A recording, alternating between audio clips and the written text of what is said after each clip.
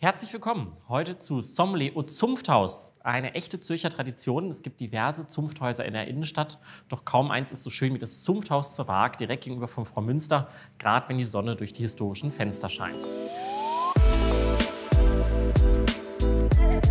In diesem ganz besonderen Ort möchte ich euch heute einen sehr erlesenen Wein vorstellen. Und zwar gehen wir ins Burgund, sicherlich eines der am meisten gesuchten Regionen der Welt im Moment, und zwar eine Premier Cru-Lage namens Theuron. Ihr wisst, die Rotweine des Burgunds sind fast ausschließlich Pinot Noir und unterscheiden sich vor allen Dingen daran, wo sie wachsen.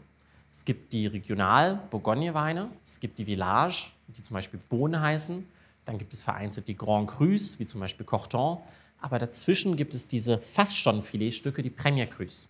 Das sind die Teile des Hangs, die sehr, sehr gut gelegen sind, sowohl was die Sonneneinstrahlung als auch die Bewässerung oder Entwässerung angeht und die um einiges erschwinglicher sind als die Grand Crus und deutlich früher schon trinkreif sind. So für euch heute mitgebracht der 2020er Theuron, ein Premier Cru, was direkt westlich von Beaune liegt, direkt im Hang der sogenannten Côte d'Or. Und das Ganze gemacht von dem Domaine und Négociant Rue Moissonnet. Dieses altehrwürdige Haus sitzt mitten in Beaune und verfügt über Lagen im ganzen Burgund, die inzwischen geführt werden von Pierre-Antoine Rovani, ein ganz, ganz spannender Herr, denn der war lange Parker-Verkoster für das Burgund, bevor er selber Winzer wurde.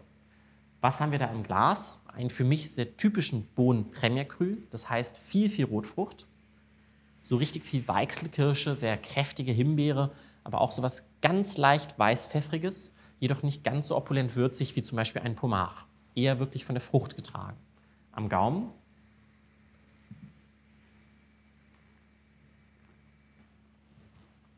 enorm viel Rotfrucht, was ganz leichtes von diesem Pfeffer, eine sehr klare, straffe Säure, samtiges Tannin und eine sehr lange, fast schon salzige Mineralität. Ein sehr, sehr feiner Pinot, anders kann man das nicht formulieren, der sowohl jetzt in der Jugend schon Spaß macht, aber sicherlich auch noch einige Jahre Lagerpotenzial hat. Was kann man dazu essen? Ich würde kräftiges Geflügel machen, denkt an Wachtel, eine tolle Käseplatte, aber eher Weichkäse, wenn überhaupt. Oder ganz klassisch aus dem Burgund, ein wunderschönes Bœuf Bourguignon. Nicht mit diesem Rotwein, das wäre zu schade zum Kochen, aber mit einem alten Rotwein einfach mal ansetzen, das Bœuf Bourguignon, und dann diesen tollen Beaune Theuron dazu trinken. Santé, auf euer Wohl und auf bald hier in Zürich.